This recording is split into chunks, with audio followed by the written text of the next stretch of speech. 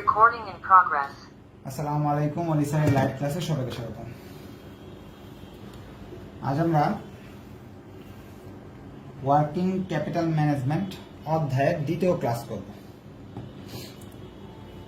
Problem 2। যারা 1 নম্বর class করেন নাই তারাও এই অঙ্কটা বুঝতে পারবেন আজকের ক্লাসটা, আর করে থাকলে আরো বেশি ভালো। প্রবলেম 2টা নতুন শীটের, এটা পুরাতন শীটের না, নতুন শীটের প্রবলেম 2। এখানে বলছে ফ্যাক্টর, এটা ফ্যাক্টরি হবে, হ্যাঁ, factory produce 84,000 unit during the year and sales them at the rate টাকা 50 পার ইউনিট। এখানে তারা বলতেছে একটা ফ্যাক্টরি 84,000 মাল তৈরি করে এবং একটা 50 টাকা করে বিক্রি করে, এই তথ্য দেয়া আছে। আচ্ছা, যারা এখানে জুমে আছেন সবাই প্রশ্ন করার সুযোগ পাবেন। প্রশ্নের আগে আমি আপনাদের মাইকটা অন করে দেব। এখনো তো প্রশ্ন করার প্রয়োজন নেই, এই জন্য মাইক অফ করে রাখছি, যেহেতু 100 জনের কাছাকাছি। এখন দেখা যাবে অনেকেই ইউজ করতে জানে না, যার ফলে দেখা যায় কি বিশৃঙ্খলতার সৃষ্টি হয়। মাইকটা অন করে কোয়েশ্চেন করবেন। এখানে বলে দিছে একটা ফ্যাক্টরিতে বছরে 84,000 মাল তারা বানায়। খুব ভালো, 84,000 মাল বানায়। এই শব্দটার অর্থ হলো annual production unit. Annual production unit 84,000 বিক্রি করে এক একটা। এটা আমার 1 নম্বর তথ্য। এক একটা মাল বিক্রি করে 50 টাকা করে, এটা আমার কাজে লাগবে। এক একটা মাল বিক্রি করে 50 টাকা করে। আপনি এটা ওয়ার্কিং নাম দিয়ে দিতে পারেন এটাকে, যে অ্যানুয়াল প্রোডাকশন ইউনিট 84,000। এখন তারা এক একটা 50 টাকা করে বিক্রি করে। Cost structure of the product is as follow. এই যে 50 টাকা করে বিক্রি করে, এগুলো তো মালগুলোকে বানাইতে হয় নাকি? কিভাবে বানায়? র মেটেরিয়াল 55% লাগে এই খরচের, লেবার 18%, ওভারহেড 17%। তাহলে ওয়ার্কিং 2 এর মাধ্যমে আপনি এটা লিখে নিতে পারেন। ওয়ার্কিং 2 তে লিখে নিতে পারেন এটা, যে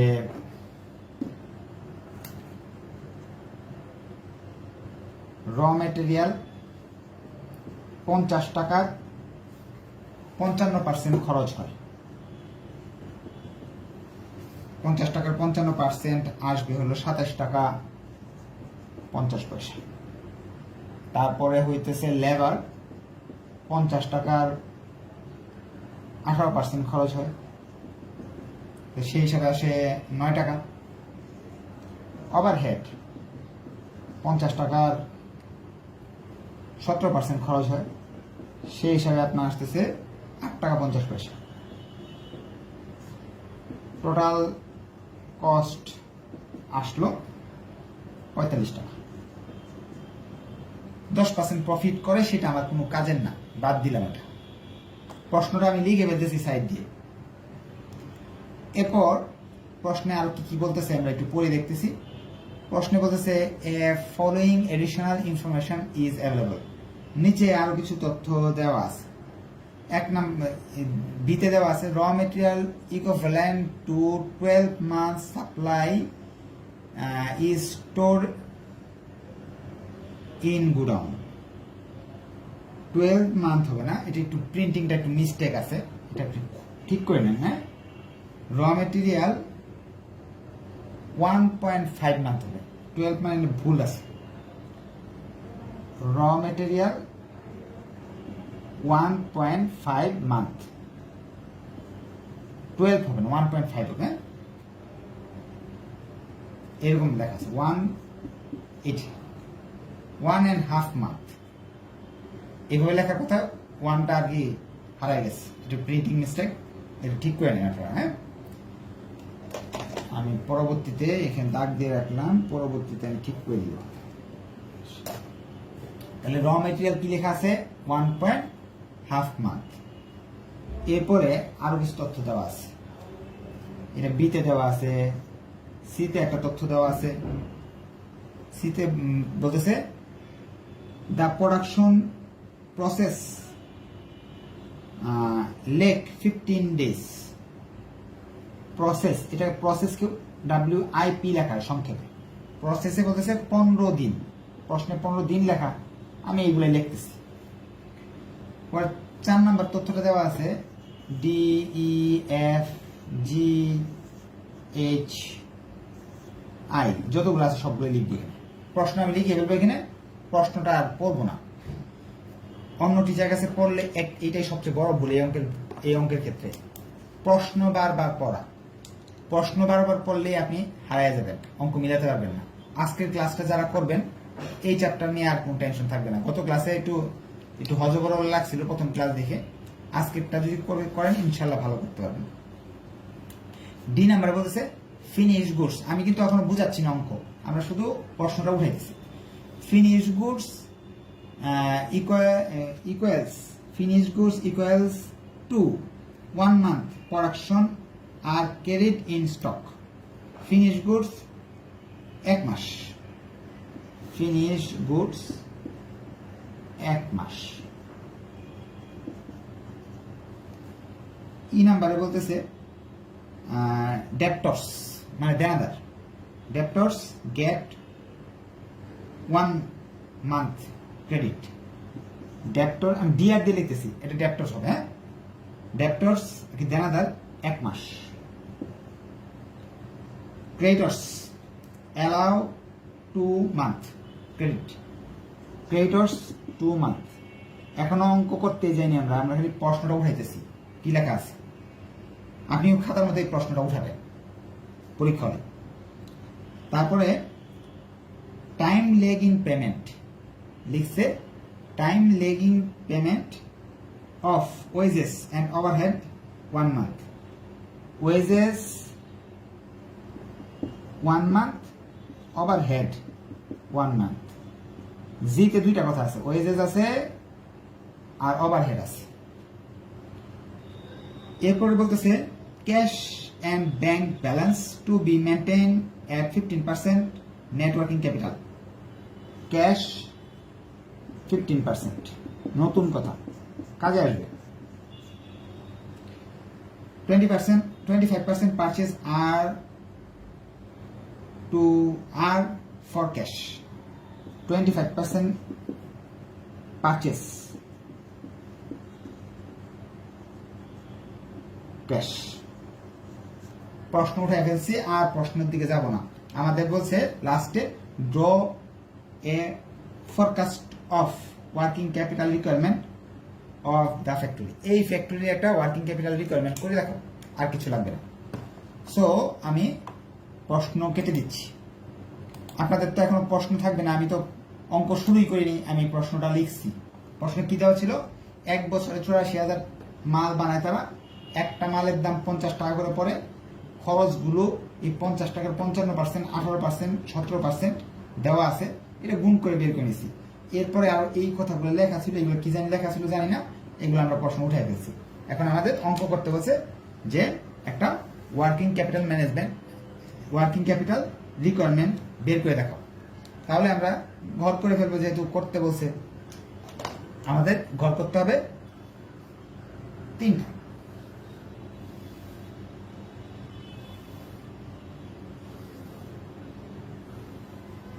ডিটেলস, এখানে একটা সূত্র লিখতে হবে। সূত্রটা আমি ক্যালকুলেশন, এই ঘরটার নাম কি ক্যালকুলেশন।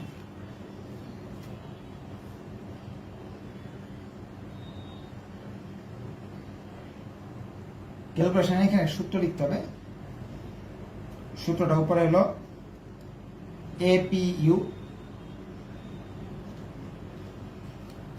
এরপর হলো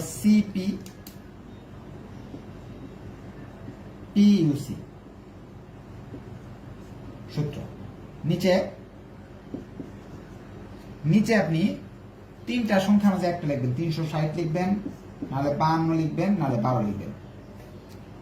এটাকে বলা হয় ডে, এটাকে বলা হয় উইক, এটাকে বলা হয় মান্থ। এটা কোনটা লিখবেন, এই তিনটার মাঝে কোনটা লিখবেন এখানে দেখে নেবেন। এখানে লেখছে month, day, month month month month month, সব মান্থে দেওয়া আছে, একটা খাত শুধু ডে আছে। এই ডেটাকে কি মান্থ বানানো যাবে? অবশ্যই বানানো যাবে। এটাকে আপনি বানাই দেন 0.5 মান্থ। 15 দিন অর্থ কি? আধা মাস না? 15 দিনের অর্থ হলো আধা মাস। সো আমি আধা মাস বানাই দিলাম, তাহলে সবগুলো মান্থ হয়ে গেল না? সবগুলো মান্থ দেওয়া আছে না? তাহলে মান্থ দিয়ে অঙ্কটা করবো। আপনি চাইলে ডে দিয়েও করতে পারেন, তাহলে সবগুলোকে ডে বানাইতে হবে। এটা ডে বানাইতে হবে, এটা এটা এটা যা আছে সবগুলো ডে বানাইতে হবে। তা আপনি কি করলেন, একটা ডে ছিল এটাকে মান্থ বানাই দেন, তাহলে আপনার ঝামেলা নাই। তাহলে এখানে কি লিখবেন, মান্থ কোনটা? 12। যদি এখানে মান্থ দেওয়া থাকে এইখানে 12 লিখবেন। যদি প্রশ্নে মান্থ দেওয়া থাকে তাহলে নিচে কত লিখবেন? 12 লিখবেন। আর প্রশ্নে যদি সবগুলো ডে, উইক এইসব থাকে তাহলে উইক, ডে থাকলে 360, উইক থাকলে 52 লিখবেন। শেষ, ঝামেলার কথা এখানে শেষ হয়ে গেল। এখন আমরা অঙ্কে চলে যাব। এই অঙ্কটা করার জন্য এখানে লিখতে হবে ফার্স্টে এ, কারেন্ট অ্যাসেটস। উপরে একটা কথা লিখে নিতে হবে, আমরা কি করতেছি, ওয়ার্কিং ক্যাপিটাল বের করতেছি, ঠিক না? তাহলে আমরা কোম্পানি যদি নাম দেওয়া থাকে কোম্পানির নাম লিখবো, XYZ, statement of working capital requirement, এরকম লিখে নিব। আচ্ছা, এখন আর লিখলাম না, সময় আমাদের হাতে কম। তাহলে এখানে 5টা আইটেম আসে সবসময়। 1 নাম্বার আইটেমের নাম হলো ক্যাশ। 1 নাম্বার আইটেমের নাম ক্যাশ। এটা যদি প্রশ্নে দেওয়া থাকে তাহলে লিখবো, হ্যাঁ। আর প্রশ্নে যদি ক্যাশ দেওয়া না থাকে তাহলে লিখতে পারবো না। যেহেতু প্রশ্নে ক্যাশ দেওয়া নাই তাহলে তার লেখা যাচ্ছে না, বাদ, ক্যাশটা লিখতে পারতেছি না। 1 নাম্বার আইটেম হলো ক্যাশ। ক্যাশ দেওয়া নাই তো লিখবেন না। ক্যাশ যদি নগদ এরকম দেওয়া থাকে 10,000, 12,000, 15,000 তাহলে লিখবেন না, লিখবেন না। তাহলে ক্যাশকে বাদ দিয়ে দিলাম।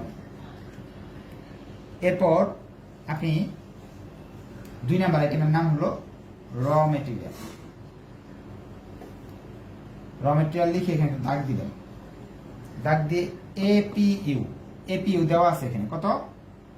1 বছরে বানানো হয় 84,000 মাল, নিচে 12, সূত্র বসাই দিছি। সিপি, এখানে 2-3 নম্বরে যা যা লিখছি এগুলো সব সিপি বলা হয়। এগুলাকে সিপি বলা হয় এইগুলাকে। ক্রেডিট পিরিয়ড, সময় এগুলা কি? সময়। র মেটেরিয়ালের সময়টা এখান থেকে খুঁজে দেখেন তো, এইখানে আছে 1.5। সিপি কোনটা আনবো? এটা আনবো না এটা আনবো? এটা আনবো। এইগুলো তো আনবো না, কারণ আমি র মেটেরিয়াল করতেছি। র মেটেরিয়াল সিপি আনবো। পিইউসি, এইগুলাকে পিইউসি বলা হয়, পিইউসি। 2 নম্বরে যেগুলো লিখছে এগুলা পিইউসি। এখন পিইউসি তো 3টা আছে, এই যে একটা, এই যে একটা, এই যে একটা। কোনটা নিব? অবশ্যই র মেটেরিয়ালটা নিব, যেহেতু র মেটেরিয়াল করতেছি। 27 টাকা 50 পয়সা। ক্যালকুলেটর দিয়ে আমরা চাপ দিলাম, চাপ দিলে আমাদের আসতেছে 2,88,750 টাকা। আমি কোয়েশ্চেন করার সুযোগ দিব, অঙ্কতে মাত্র শুরু করলাম। র মেটেরিয়াল। আচ্ছা, আপনি আবার বলতে পারেন স্যার আমার তো এই মনে থাকে না, এটার পরে যে এটা লিখতে হইব এটা আমার জানা নাই, এটার পরে যে এটা লিখতে হবে এটা আমার মনে মুখস্থ থাকে না, এটার পরে যে এটা লিখতে হবে, এই চারটা যে লিখতে হবে এটার মাঝে এটা মনে থাকে না, তাহলে আপনি মনে রাখতে হবে না। প্রশ্নে দেওয়া আছে 4টা, কই আছে? এই যে 4টা দেওয়া আছে, এইখানে দেওয়া আছে সব, আপনারা মুখস্থ করতে দিতেছেন। প্রথমটার মাঝে এই যে র মেটেরিয়ালের মাঝে কারোর কোন কোয়েশ্চেন থাকে, একটা প্রশ্ন নিতেছি, অনেকক্ষণ জগৎ তো প্রশ্ন নেই না, তাই প্রশ্ন এখন নিচ্ছি, মাইকটা অন করে দিচ্ছি। অবশ্যই প্রশ্ন করবেন, আগে একটা কথা বলে নেই, অবশ্যই প্রশ্ন করবেন এটা কোন চ্যাপ্টারের অঙ্ক, হ্যাঁ, কোন বইয়ের অঙ্ক, এগুলো প্রশ্ন করবেন না। কারণ হলো আপনাকে যে মেসেঞ্জার গ্রুপে আমি অ্যাড দিছি ওইখানে আমি লিংকের মধ্যে লিখে দিছি কোন চ্যাপ্টারে কয় নাম্বার অঙ্ক করাচ্ছি। অন্য কোনো প্রশ্ন থাকলে করেন।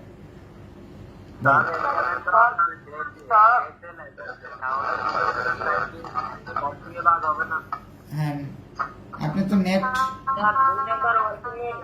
যোগফল কত হইছে এটা? 2 নাম্বার টোটাল কস্ট আমার না লাগবে হবে 45 টাকা। স্যার গত ক্লাসে তো আপনি বলছেন এটা ছোট থাকবে ডে মান্থ বা উইক যে কোনো একটা থাকবে ওইটা নিতে। এখন তো আমরা ডে নিলাম আর এই যে মান্থ ডে ডে দুইটা লিখে আনসার সেমই হবে 100% সেম হবে। এখানে ডে লিখলে এখানে লিখবে 360 আর এখানে লিখবেন 45 দিন। এগুলো সব ডে বানায় নিতে হবে। তাহলে কি ডে দিয়ে করলে অঙ্ক ভুল হবে? ডে দিয়ে অঙ্ক করলে 100% ঠিক হবে। আর আমি করেন না না, আমার এত কষ্ট করার ইচ্ছা নাই। আমি এতগুলো ডে এগুলো এই সবগুলো ডে বানাবো কেন? এটা ডে বানাবো, এটা ডে বানাবো, এটা ডে বানাবো, এতগুলো কষ্ট আমি করতে পারবো না। আপনার ইচ্ছে তো করে এটা ডে বানান, এটা ডে বানান, এটা বানান।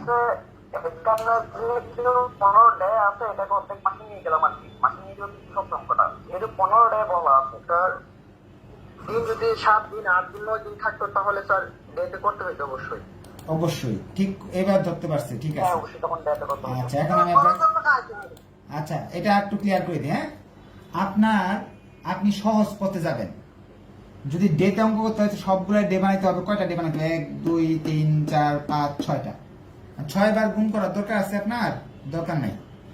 এই ডেটারে যদি আপনি মান্থে কনভার্ট করার সুযোগ থাকে আপনি করে ফেলেন মান্থ, তাহলে তো সবগুলো মান্থ হয়ে গেল। এখন যদি এমন একটা ডে দিয়ে দিল 20 দিন, 20 দিনকে মান্থ বানানো ঠিক হবে না। হ্যাঁ, যদি আপনাকে যদি এরকম হয় 7 দিন 8 দিন, তখন সবাইকে দিন বানাতে হবে, কারণ ওই দিনটাকে মান্থ বানানো কঠিন। তাও করা যাবে কিন্তু আমরা করব না, তখন সবাইকে ডে বানায় নিব। আচ্ছা যাই হোক, ওয়ার্কিং প্রসেস। ওকে, ওয়ার্কিং প্রসেস করতে গেলে এই 12 শব্দটা লিখতেই হবে সবার ক্ষেত্রে। এই 84,000কেও লিখতে হবে, এগুলা চেঞ্জ নাই সব ক্ষেত্রে। যেমন এটা যদি করতে যাই 12 লিখতে হবে, 84,000 লিখতে হবে। এটাও যদি করতে যাই 12 লিখতে হবে, 84,000 লিখতে হবে। কারণ সবগুলারই 12 মাস, সবগুলা মাস 12 এখানে আছে, 12 মাসের 1 বছর। আর 84,000 এপিইউ সবার জন্য, 84,000 এপিইউ সবার জন্য 84,000। বাকি যেগুলা চেঞ্জ হবে, বাকিগুলার মাঝে কিছু কিছু জিনিস আমাদের জন্য একেবারে ইজি দেওয়া আছে। এদের সিপি গুলা দেওয়া আছে। ওয়ার্কিং প্রসেসের সিপি 15 দিন, 15 দিন মানে হাফ মান্থ। ফিনিশ গোর্সের সিপি দেওয়া আছে 1 মাস, ডেপ্টরসের সিপি দেওয়া আছে 1 মাস। এইগুলা নিয়ে কোনো ভেজালই না। ভেজালটা লাগে শুধু পিইউসিটা নিয়ে। পিইউসি আমার প্রতিবারে বের করে নিতে হবে, বা বের করে নিতে হবে, জানতে হবে ওয়ার্কিং প্রসেসের পিইউসি কত। এটা জানার জন্য একটা ওয়ার্কিং কত জানে, 1টা 2টা 3টা ওয়ার্কিং করছি না, ওয়ার্কিং 4।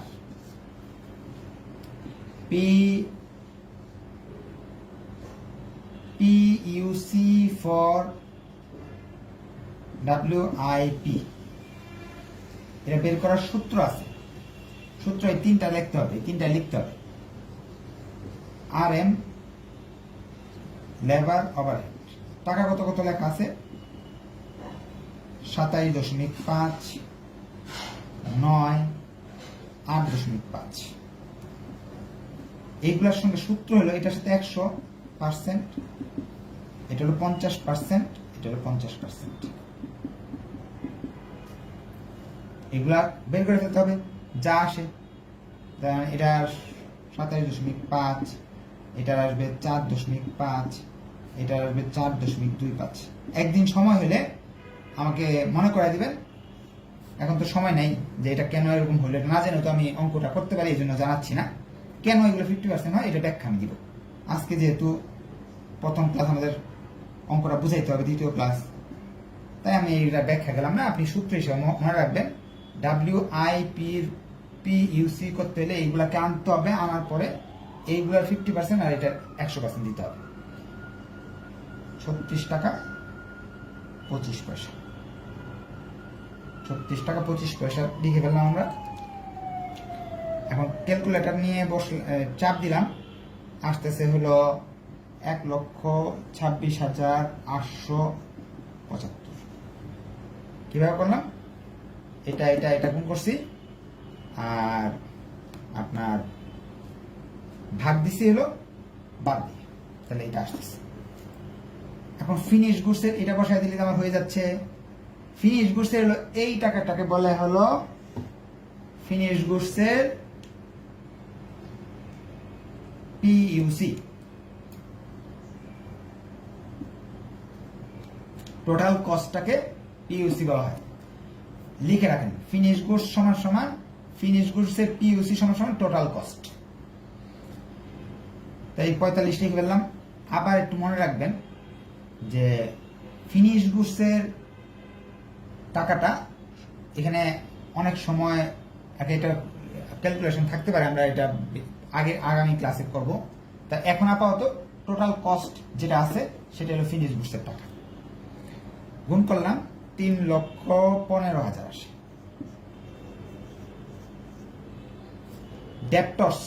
ডেপ্টর্সের সবকিছু বসানো আছে, এই টাকাটা আমি জানি না। ডেপ্টর্স এর টাকা বের করার জন্য ওয়ার্কিং 5 বা রুল লেখা রাখেন। ডেপ্টর্স এর টাকাটা বের করার রুল হলো ফিনিশ গুডস প্লাস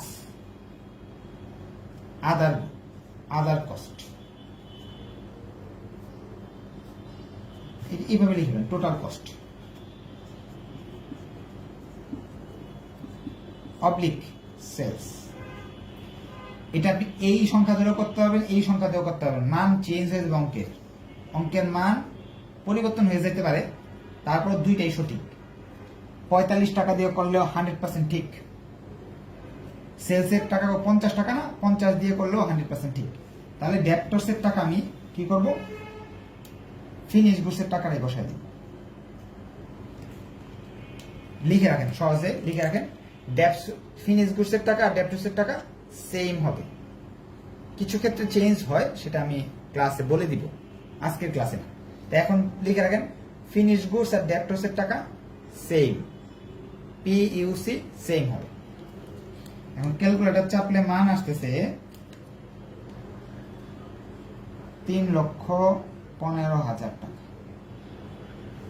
এটা যোগফলটা আপনাদের নামাতে হবে।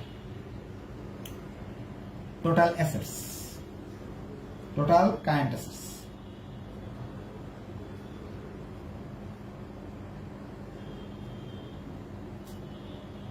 এটাকে টোটাল কারেন্ট অ্যাসেটস বলা যাবে, এমনকি এটাকে আপনি বলতে পারবেন টোটাল বা গ্রস বা টোটাল ওয়ার্কিং ক্যাপিটাল। যোগফলটা একজন নামে ইয়েতে লিখে দেন, কি বলে, চ্যাটে লিখে দেন, আমি পরে এখান থেকে দেখে নিব। যোগফলটা আমি আর এখন করতেছি না, সময় নষ্ট হয়ে যাবে। এরপর আমাকে বি পার্টে যেতে হবে। কারেন্ট অ্যাসেট লিখছি,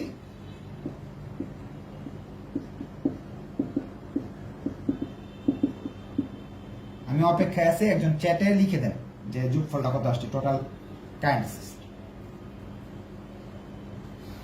এখন আমাকে কারেন্ট লাইবিলিটির মাঝে আইটেম হলো কি কি তারা বলে দিছে। একটা হলো ক্রেডিটর্স,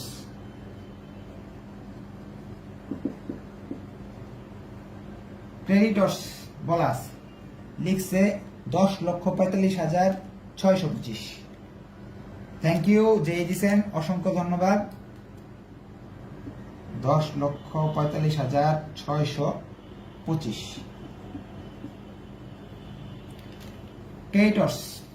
ক্রেডিটর্সের জন্য তো একই রুল, আলাদা কোনো রুল নাই। এটা দাগ দিতে হবে, দাগ দিয়ে 12,000 নিচে হবে, উপরে 84,000 টাকা ক্রেডিটর্সের। 84,000 গুণ ক্রেডিটর্সের টাইম দেওয়া আছে 2 গুণ এই টাকা। র মেটেরিয়ালের টাকা ক্রেডিটর্সের টাকা সেম, লিখে ফেলেন বাংলায়, নোট করে রাখেন। র মেটেরিয়ালের টাকা ক্রেডিটর্সের টাকা সেম। এতটুকু করলেই হয়ে যেত, কিন্তু এখানে একটা শব্দ বলা আছে, বলতেছে আমি যা কিনে নিয়ে আসি সব বাকিতে কিনি না। 84,000 মাল যে আছে পুরাটা আমি বাকিতে কিনি না। বাকিতে কিনলে না মানুষ আমার কাছে টাকা পাবে, আমি নগদে কিনি 25%। আর 75% কিনি বাকিতে। এই কথাটার অর্থ আই নাম্বার সমন্বয় বলে দিছে আমি 25% মাল নগদে কিনি, আর বাকিতে তার মানে 84,000 মাল আছে, এর মধ্যে 25% আপনি নগদে কিনে ফেলেন, বাকি 75% আপনি বাকিতে কিনেন, বাকিতে কিনলেই ক্রেডিটর্স হয়। এই সমন্বয়টা যখনই থাকবে তখনই আপনাকে এখানে একটা গুণ চিহ্ন দিয়ে 75% লিখতে হবে। সবসময় কি 75% হবে না, 100 থেকে 25 বাদ দিলে থাকে 75। এই যে 20 লিখতো তাহলে লিখতে 80। এখন সায়েন্টিফিক ক্যালকুলেটর ব্যবহার করবেন, টাকা চলে আসবে 2,88,750। আমি প্রশ্ন নিব, আপনারা ধৈর্য ধরেন, প্রশ্ন নিব। এরপর যদি টাইম শেষ হয়ে যায় জুমের, আপনারা এই লিঙ্কেই আবার ঢুকবেন। 2 নাম্বার রিকোয়ারমেন্টে 2 নাম্বারে বলতেছে দুইটা আছে, ওয়েজেস এবং ওভারহেড, ওয়েজেস আর ওভারহেড। আপনারা চাইলে দুইটা আলাদা আলাদা করতে পারেন, দুইটাকে একসঙ্গেও করতে পারেন। 12 নিচে হবে 84,000 উপরে 84,000 উপরে গুণ 1 মাস দুইটার জন্যই। ওয়েজেসের টাকা মানে লেবারের টাকা 9 টাকা। ওয়েজেস শব্দের অর্থ শ্রম, মজুরি, লেবার অর্থ মজুরি। ওভারহেডের টাকা তো দেওয়াই আছে 8 টাকা 50। এখন সায়েন্টিফিক ক্যালকুলেটরটা নিয়ে নিব, নিয়ে বসাই দিব। এখন দ্রুত একজন এই টাকাগুলো যোগ করে ফেলেন, যোগ করে টোটাল লাইবিলিটি একটু বের করে দেন। টোটাল কারেন্ট লাইবিলিটি, আচ্ছা এটার যোগফলটা আমার কাছে আছে, বাট বিয়োগটা বের করে এটার থেকে এটা বাদ দেন। হ্যাঁ, বাদ দিলে যেটা বের হয় এটা বলেন। মেসেঞ্জার এই ইয়েতে লিখে দেন, চ্যাট লিস্টে লিখে দেন। আমাকে এ মাইনাস বি বের করতে হবে। এটার নাম নেট ওয়ার্কিং ক্যাপিটাল।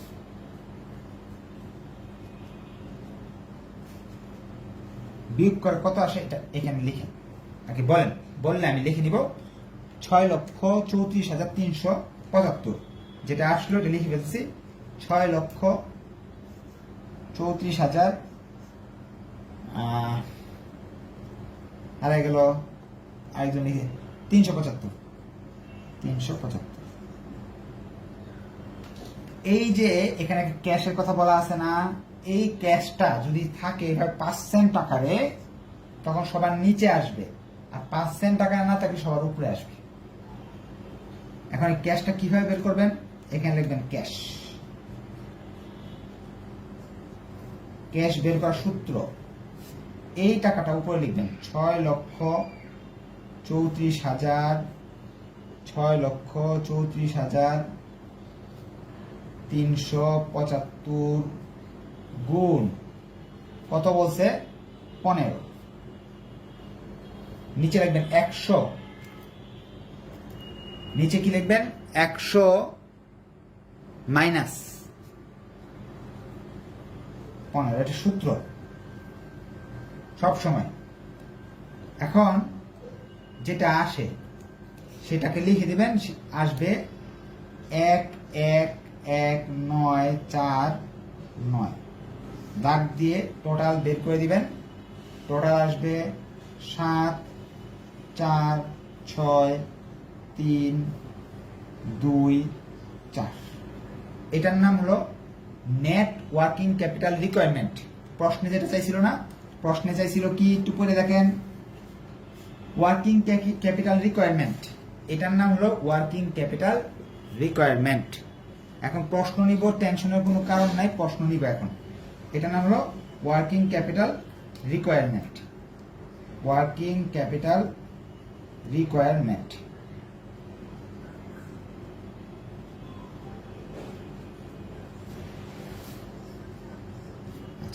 এই অঙ্কটাই আপনি বইয়ে যদি করতে যান, এমন ভেজাল করে করছে, এই টাকাটাই আসছে এমন কিছু ক্যালকুলেশন করতে দেখবেন আপনি মাথা নষ্ট হয়ে গেছে।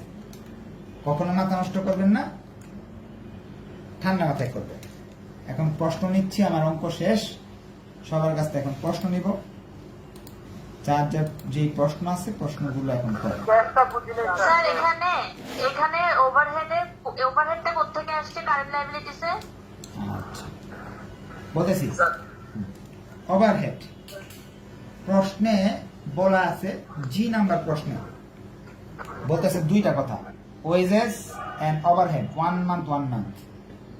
তাহলে ওয়েজেসও আমি লিখছি, ওভারহেড লিখছি। আপনি জি নাম্বার ওয়ার্ড প্রশ্নটা আবার পড়বেন, তাহলে পেয়ে আচ্ছা যাবেন। আচ্ছা, ওই ওভারহেড ওটা হচ্ছে কারেন্ট লায়াবিলিটিতে বসবে। জি জি জি, এখানে সবসময় 3টাই বসে, আর উপরে 4টা আর একটা ক্যাশ 5টা বসে। এই 8টা আইটেম থাকে, আর কোনো আইটেম থাকে না। ডেপ্টস এবং সি আইটেমের মধ্যে ক্রেডিট চার্জ, তাই না? হ্যাঁ হ্যাঁ, স্যার 75% টাকাটা একটু বুঝে দিতেন। কোনটা? স্যার ক্রেডিটারের 75% টাকাটা। আচ্ছা, প্রশ্নে যদি এরকম একটা কথা লেখা থাকে, আমরা প্রশ্নে একটু যাই আবার। হ্যাঁ, প্রশ্নটাতে যাই তাহলে সুবিধা। প্রশ্নে যদি এরকম লেখা থাকে যে 25% পারচেজ ফর ক্যাশ, এটা অর্থ কি দাঁড়ালো? আমি যা কিনি, যে 84,000 মাল তো কিনে নিয়ে আসতো নাকি ফ্রিতে মানুষ দেয়? 84,000 মাল আমি কিনে নিয়ে আসছি, এর মাঝে 25% হলো নগদে কিনছি, আর বাকিগুলো সব বাকিতে কিনছি। বাকিতে কিনলে কি সৃষ্টি হয়? পাওনাদারের সৃষ্টি হয়। নগদে কিনলে তো আর পাওনাদারের সৃষ্টি হয় না। এই জন্য পাওনাদারের ইংলিশ হলো ক্রেডিটর্স বলা হয়। তাই পাওনাদারের সাথে 75% গুণ হবে, তাহলে পাওনাদারের বের হয়ে আসবে। আপনি 84,000 মাল ওয়ার্কিং প্রসেসে যদি 16 ডেজ লেখা থাকতো তাহলে বা 17 ডেজ, তাহলে আমরা ডেজ দিতাম না। বুঝি নাই। মানে ওয়ার্কিং প্রোডাকশন প্রসেসে 15 ডে লেখা আছে, এই জন্য আমরা এটাকে মান্থে নিয়ে গেছি। হ্যাঁ হ্যাঁ কিন্তু যদি এখানে 17 ডেজ লেখা থাকতো তাহলে তো ডেতে করতে হতো না। হ্যাঁ, সবাইকে ডে বানাইতাম, সবাইকে ডে বানাইতে হতো। স্যার যে বুঝি নাই, বুঝি নাই, আরেকবার বলেন।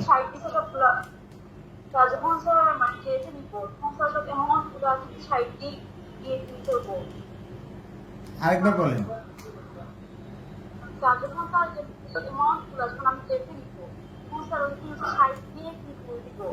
হ্যাঁ, এখন যদি অঙ্কটা আমি ডেতে করতে যাই, নিচে লিখবো 12 জায়গায় 360,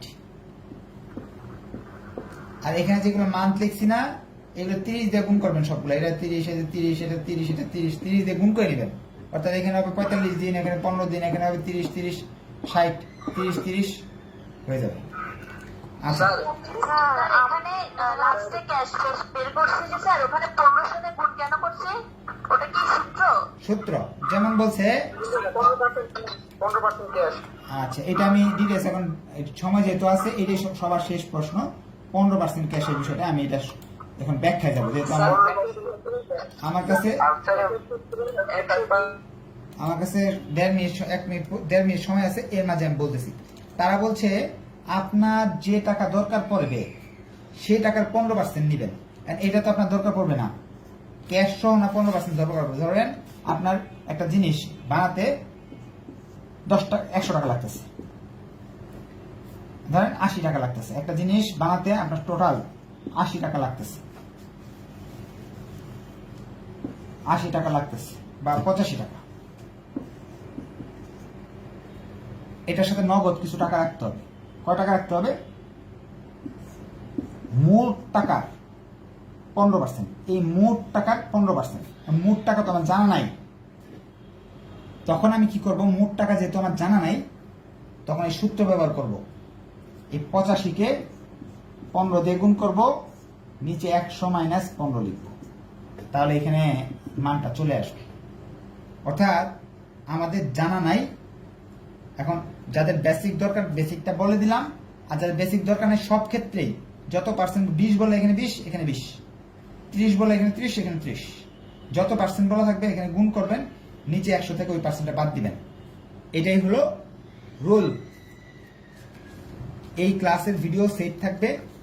যেহেতু চ্যাপ্টারটা একটু জটিল লাগতেছে আপনাদের কাছে, দুইটা ক্লাস 2-3 বার করেন, 1 নাম্বার এবং 2 নাম্বার ক্লাসে 2-3 বার করেন, ইনশাল্লাহ কোনো সমস্যাই থাকবে না এখানে। ধন্যবাদ সবাইকে, আসসালামু আলাইকুম।